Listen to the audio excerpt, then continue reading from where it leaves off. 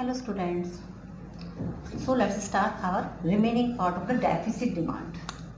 इसके कंपोनेंट्स के बारे में हमने सिर्फ आपको बताया था, जो अनएम्प्लॉयमेंट लेवल बताए थे इससे पहले वाले वीडियो के पार्ट में। और आज की वीडियो में हम चलेंगे किधर साइड? आज की वीडियो में हम चलेंगे problem of deficit demand. Deficit demand देखो उसके नाम से एकदम क्लियर है ना, और बहुत सिंपल बता देंगे तो इतनी बहुत इजीली आपको समझ भी आ जाएगा अभी आपको। डेफिसिट डिमांड मीन्स डिमांड का कम हो जाना। किसके कंपैरिजन में? सप्लाई के कंपैरिजन में। Equilibrium stuck when the S is equal to AD. Do you know it ना? Very well. लास्ट टॉपिक में हमने क्लियर कर दिया था S is equal to AD, the point is called is equilibrium point, right. लेकिन यहाँ पर हम पढ़ रहे हैं जहाँ पर डिमांड हमारी कैसी होगी? सप्लाई से हमारी डिमांड कम हो जाएगी, ठीक है। फुलर यूटिलाइजेशन ऑफ रिसोर्सेज उसी कंडीशन में, right. Fuller utilization of resources उस कंडीशन में डिमांड सप्लाई से कम हो, फुल एम्प्लॉयमेंट लेवल पर, ठीक है ना। गिवन रिसोर्सेज के साथ, एफिशिएंसी के साथ, फिर भी डिमांड हमारी कम हो रही है सप्लाई के कंपैरिजन में, ठीक है। तो ये जो सिचुएशन होती है, ये सिचुएशन होती है डेफिसिट डिमांड की, समझ गए। अगर जैसे हम कर्व पे अगर हम आ जाते हैं तो जैसे मेजरमेंट अगर हम करते हैं सिंपल, तो वही एक सिंपल ये इनकम है हमारी एग्रीगेट डिमांड। ये हमारी एक लाइन आ जाती है 45 डिग्री पर जहाँ पे वाई इंडिकेट करते हैं हम। अच्छा, एक हम ले लेते हैं सिंपल, ये है हमारी एडी जहाँ पर ये इक्विलिब्रियम का पॉइंट है, ठीक है। क्योंकि कंट्री में अब क्या हुआ, डिमांड हमारी हुई है कम, यहाँ हो गई, यहाँ से यहाँ पर आ गए हम, डाउनवर्ड शिफ्ट हो गई। डाउनवर्ड शिफ्ट होने से इक्विलिब्रियम पॉइंट कहाँ पर आएगा? ये आएगा। इतना ये क्या हुआ है? ये डेफिसिट डिमांड है। ये तो हमारा एग्रीगेट डिमांड का कर्व था, ये हमारा प्लांट डिमांड का कर्व हो गया। किसका हो गया? प्लांट का। एक्चुअल हमने तो सोचा था कि यहाँ पे ये हमारा इक्विलिब्रियम का पॉइंट था, लेकिन हुआ कितना? इतना ही जो पॉइंट है हमारा, इसे हम क्या कहेंगे? डेफिसिट डिमांड कहेंगे। इतनी डिमांड हमारी क्या हो गई? कम हो गई, समझ गए। अब क्वेश्चन तो बहुत बड़ा आ जाता है, भाई ये डिमांड आखिर क्यों कम हो जाती है ना? क्यों कम हो रही है डिमांड? कॉजेज आ जाते हैं। देख, 2 सेक्टर इकोनॉमी और 4 सेक्टर इकोनॉमी दोनों बता देते हैं, है ना। 2 सेक्टर इकोनॉमी मतलब सिर्फ इसमें यहाँ कौन आएगा? कंज्यूमर आएंगे, और कौन आएंगे? प्रोड्यूसर आते हैं, सिर्फ 2 लोग आते हैं। तो रिडक्शन इन कंजप्शन, है ना, माने कंज्यूमर ने कंजप्शन में अपना रिडक्शन कर लिया है, वो कंजप्शन नहीं करना चाहता है, कंजप्शन कम हो रहे हैं, है ना। कंजप्शन कम होने का मतलब है कि वो चीज़ों को कम खरीद रहा है। इसका मतलब लोग किधर मुड़ गए हैं?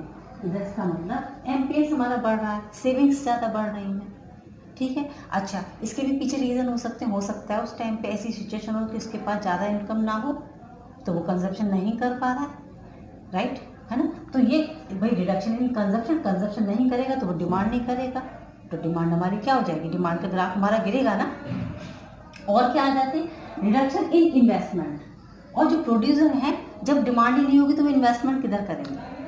ठीक है ना भाई। प्रोड्यूसर का प्रॉब्लम क्या होती है? वो डिमांड नहीं आ रही तो इन्वेस्टमेंट नहीं हो रहा, तो रिडक्शन इन इन्वेस्टमेंट। ये पूरे वर्ल्ड वाइड में 2015-16 में हो गया था कि पूरी जितनी भी इंडस्ट्रीज थी वो उन सबकी ना जितना भी इन्वेस्टमेंट था वो बहुत ज़्यादा डाउन हो गया था, है ना। क्योंकि कंजप्शन का नहीं आ पा रहा था, कंजप्शन लोग नहीं कर रहे थे, लोग खरीद नहीं रहे थे, तो इन्वेस्टमेंट भी नहीं हो रहा था, ठीक है।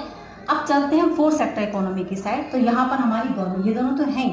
गवर्नमेंट क्या करेगी? Reduction in government consumption and investment. Government तो दोनों काम करती है ना, गवर्नमेंट दोनों काम करती है। गवर्नमेंट कंजप्शन भी करती है और इन्वेस्टमेंट भी करती है, लेकिन गवर्नमेंट अपने किसी भी बजटरी प्रॉब्लम की वजह से, उसके पास बजट इतना नहीं है, वो ना तो कंजप्शन कर रही है और ना वो इन्वेस्टमेंट कर रही है।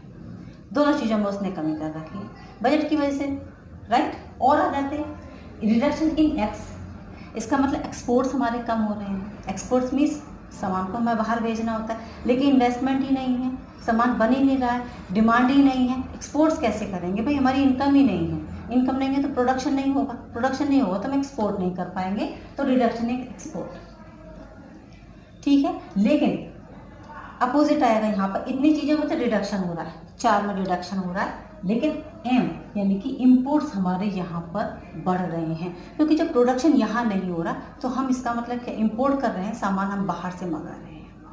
भाई कहीं ना कहीं से तो उसको हमें पूरा करना होगा ना, है ना। तो इम्पोर्ट्स यहाँ पर बढ़ जाते हैं और एक्सपोर्ट्स यहाँ पर कम हो जाते हैं जब डेफिसिट डिमांड की कंडीशंस होती हैं। ये डेफिसिट डिमांड इसी की वजह से आते हैं, आप ये भी कर सकते हैं क्योंकि हम तो पॉलिसीज पढ़ रहे हैं, है ना। आप इंपोर्ट ज़्यादा कर रहे हैं, आप एक्सपोर्ट कम कर रहे हैं। इंपोर्ट ज़्यादा कर रहे हैं, ज़्यादा खर्चा आएगा, आपकी इनकम कम होगी, आप डिमांड कम करेंगे, ठीक है। और क्या रहता है, इंक्रीज इन टैक्स रेट, या फिर गवर्नमेंट ने टैक्सेस की रेट्स को बढ़ा दिया है, टैक्स बढ़ गए हैं आपके ऊपर, आपकी इनकम के ऊपर एक प्रेशर आया है, प्रेशर की वजह से आप डिमांड यानी कि कंजप्शन नहीं कर पा रहे हैं। समझ गए? इसका मतलब 1 2 3 4 5 और 6, ये 6 एक ऐसे फैक्टर हैं जिसकी वजह से डेफिसिट डिमांड हो जाती है। समझ गए? और डेफिसिट डिमांड की वजह में ही ये क्या होता है, हमारा जो एडी का कर्व है कैसा होता है, डाउनवर्ड शिफ्ट हो जाता है। डाउनवर्ड आया, ठीक है, डाउनवर्ड शिफ्ट हो जाता है। इतनी बात क्लियर हो गई? ये तो हो गए इसके कॉजेस। तो क्या हम इसको सॉल्व नहीं कर सकते हैं? डेफिनेटली कर सकते हैं। तो चलते हैं इसके उन मेजरमेंट की साइड पे, है ना, जहां पर हम ये देखेंगे कि भाई अगर ऐसा हो जाता है, ये तो इसके रीजंस हैं, हम इसके लिए क्या कर सकते हैं। ठीक है, चलते हैं इधर side.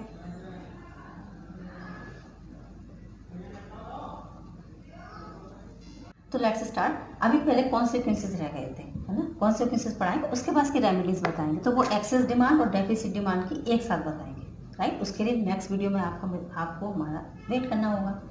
Consequences of deficit demand, माने अगर डेफिसिट डिमांड हो रही है इकोनॉमी में, तो कॉन्सिक्वेंसेस मीन्स उसके रिजल्ट क्या निकल के आ रहे होंगे।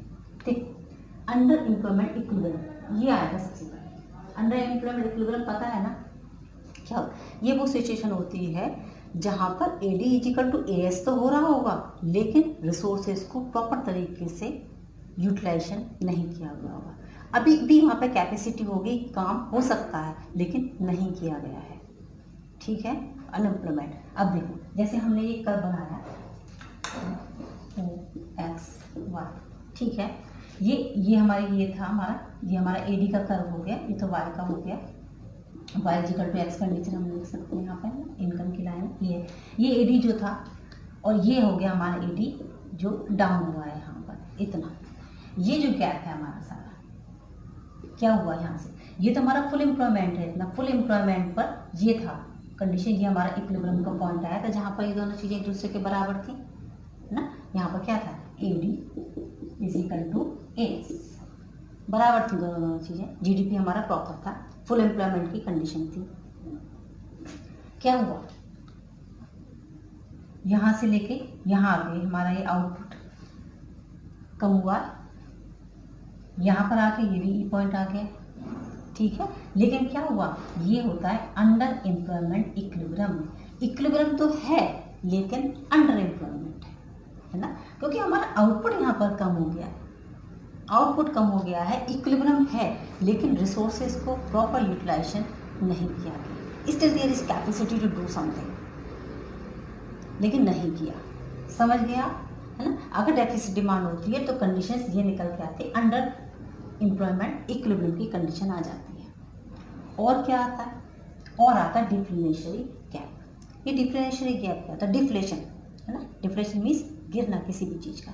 ये गैप क्या होता है, तो बहुत सिंपल है, कर्व यही बनेगा। ये जो गैप होता है, ये जो गैप है, इसे हम कहते हैं डिफ्लेशनरी गैप, ठीक है। डिफ्लेशनरी गैप मतलब deficit demand.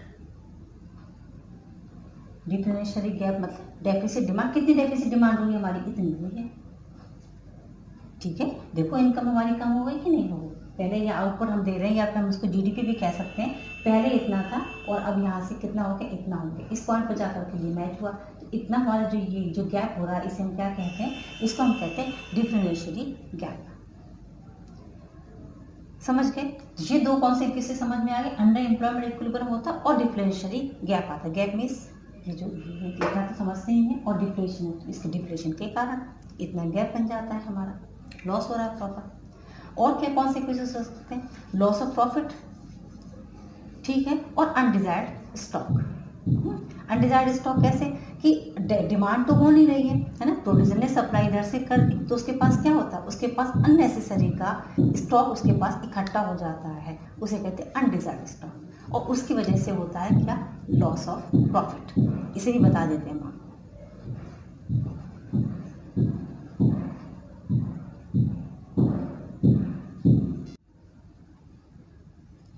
Move to the last, undesired stock. ठीक है, कॉन्सिक्वेंसेज में अनडिजायर्ड स्टॉक इकट्ठा होकर प्रोड्यूसर के पास, क्योंकि डिमांड नहीं है तो कुछ भी सेल नहीं हो रहा। क्या होगा उसका रिजल्ट? Falling price. भाई वो प्राइस को डाउन करेगा, कैसे भी करके बिके तो सही, जो है बचा हुआ उसे वो निकालेगा, प्राइसेस डाउन होंगे। डिफ्लेशन पढ़ा रहे थे ना, डिफ्लेशन और क्या होता है? डिफ्लेशन मीन्स प्राइसेस का डाउन हो जाना, जरूरत से ज़्यादा डाउन हो जाना। या फिर fall in the plant output in future, और वो फ्यूचर के लिए सोच लेगा कि अब जो आउटपुट या प्लांट आउटपुट है वो अब और कम करेगा, यानी कि जो सप्लाई उसने ज़्यादा कर रखी थी जिसकी वजह से उसके पास स्टॉक इकट्ठा हो गया था, अब वो सोचेगा ठीक है अब की बार 100 kg बनाया था तो नहीं बिका, तो अब की बार 50 kg बनाएगा। तो यहाँ पर क्या होता है, यहाँ पर अभी से प्लांट आउटपुट हमारा कैसा हो जाएगा, वो यहाँ पर डाउन होना शुरू हो जाएगा। और ये तो एक ऐसे रीज़न होंगे जो लॉस ऑफ प्रॉफिट का कारण बनेंगे, है ना। प्राइस, उसने प्राइसेस डाउन किए, प्रॉफिट का लॉस हो गया, उसने अपना आउटपुट को कम कर दिया, उसका प्रॉफिट लॉस हो गया। ये आपके कौन से केसेस हो जाते हैं डेफिसिट डिमांड के? तो डेफिसिट डिमांड अगर हम ओवरऑल उसका वो देखते हैं कि क्या निकल के आता है, देख हर बिजनेस एक्सपेक्टेशंस, तो पूरी तरीके से बिजनेस के एक्सपेक्टेशंस को ये हर्ट करता है। ठीक है, प्राइसेस का डाउन हो जाना, ठीक है ना भाई, प्राइसेस डाउन हो रहे हैं, मार्केट की इकोनॉमी और ज़्यादा कम होती जाएगी। इससे क्या होगा, भाई रुपया आ नहीं रहा तो इन्वेस्टमेंट भी हमारे कम हो जाएंगे। भाई जब है ही नहीं, डिमांड ही नहीं है, सेल नहीं हो रहा, मनी नहीं आ रहा, इन्वेस्टमेंट कैसे होगी? इन्वेस्टमेंट कम होने की वजह से लो level of income and employment. जब इन्वेस्टमेंट नहीं है, प्रोडक्शन नहीं है कहीं पर भी, तो इसका मतलब इनकम नहीं है, इनकम नहीं है तो एम्प्लॉयमेंट भी नहीं है। तो ये ओवरऑल क्या बन जाता है, ट्रैप बन जाता है, किसका? Low level of equilibrium trap बन जाता है। ठीक है, low level of equilibrium trap, कम है उतना ही बना लिया, उतने में ही काम हो गया हमारा। ठीक है ना, इक्विलिब्रियम तो है लेकिन क्या है, रिसोर्सेज हैं लेकिन हम उसका सफिशिएंट यूज नहीं कर पा रहे हैं क्योंकि डिमांड नहीं है मार्केट में। ठीक है ना, तो ये ट्रैप कैसे बन जाता है? क्योंकि ट्रैप बन रहा है क्योंकि लो डिमांड आ रही है, लो डिमांड की वजह से लो इनकम है, और लो इनकम की वजह से लो डिमांड है। समझ गया ना, है ना भाई, डिमांड कम है, क्यों? डिमांड की वजह से इनकम, इनकम की वजह से डिमांड, इनकम ज़्यादा हो जाएगी तो हम डिमांड ज़्यादा करते हैं, डिमांड ज़्यादा करेंगे उधर से सप्लाई ज़्यादा आएगी, उनकी इनकम होगी, इस तरीके से ये सर्कुलेशन घूमता है। लेकिन जहाँ ये चीज़ें कम हो रही हैं तो वो भी कम होगा, और ये एक तरीके का ट्रैप बन जाता है जिसे हम कहते हैं low level of equilibrium trap. I think the problem of deficit demand is clear to you. Next video में वेट कीजिए आप मेरा, क्योंकि हम एक्सेस डिमांड के साथ आपके सामने आने वाले हैं। जो ये है इसका जस्ट अपोजिट एक्सेस डिमांड होता है। एक्सेस डिमांड मीन्स डिमांड का ज़्यादा होना सप्लाई के कंपैरिजन में, उसके क्या कॉन्सिक्वेंसेस हो सकते हैं, है ना, उसके क्या कॉजेस हो सकते हैं, थिंक अबाउट इट। और फिर हम बताएंगे इनके मेजरमेंट के बारे में कि अगर ऐसा होता है तो हम इसको, इस कंडीशन को फेस करने के लिए गवर्नमेंट क्या क्या करती है। तो मिलते हैं नेक्स्ट वीडियो में एक्सेस डिमांड के साथ। Okay children, take care, good bye.